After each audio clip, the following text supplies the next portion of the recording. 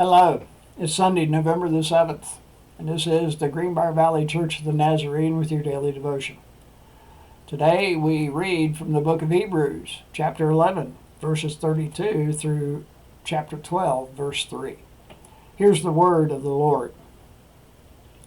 And what more shall I say? I do not have time to tell about Gideon, Barak, Samson, and Jephthah, about David and Samuel and the prophets, who through faith conquered kingdoms, administrated justice, and gained what was promised, who shut the mouths of lions, quenched the fury of the flames, and escaped the edge of the sword, whose weakness was turned to strength, and who became powerful in battle and routed foreign armies.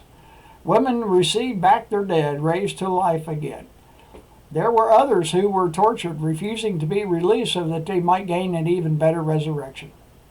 Some faced jeers and flogging, and even chains and imprisonment. They were put to death by stoning. They were sawed in two. They were killed by the sword. They went out in sheepskin and goats, destitute, persecuted, and mistreated. The world was not worthy of them. They wandered in deserts and mountains, living in caves and in holes in the ground. These were all commended for their faith, yet none of them received what had been promised, since God had planned something better for us, so that only together with us would they be made perfect. Therefore, since we are surrounded by such a great cloud of witnesses, let us throw off everything that hinders and the sin that so easily entangles, and let us run with perseverance the race marked out for us, fixing our eyes on Jesus, the pioneer and perfecter of faith. For the joy set before him he endured the cross, scorning its shame, and sat down at the right hand of the throne of God.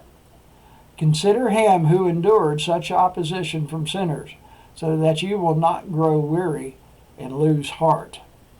And that is the word of the Lord.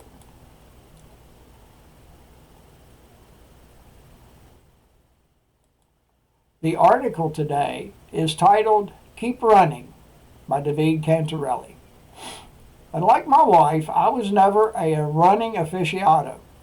That is until about 3 years ago when I realized my metabolism was slowing down and I needed something to keep my body in decent shape. Just months into it, I was trying hard to keep my weekly training plan to be ready for my first race. One thing became evident. This running thing requires perseverance. That's exactly what the writer of Hebrews is trying to hammer into us. As he goes through a long list of heroes of the faith and of the immense challenges they faced in life, he reminds us that the Christian life requires perseverance. It's always been like this. It will always be this way.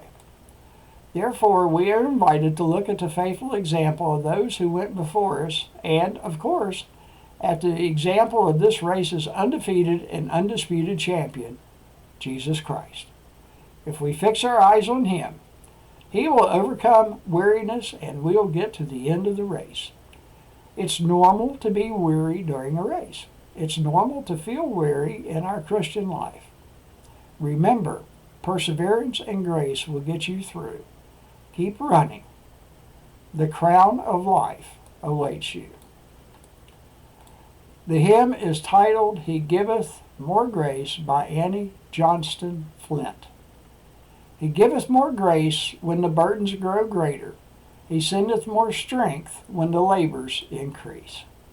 And from the 33rd Psalm, verses 20 and 21, we wait and hope for the Lord. He is our help and our shield. In him our hearts rejoice, for we trust in his holy name. And that is your daily devotion for Sunday, November 7th. Have a blessed day.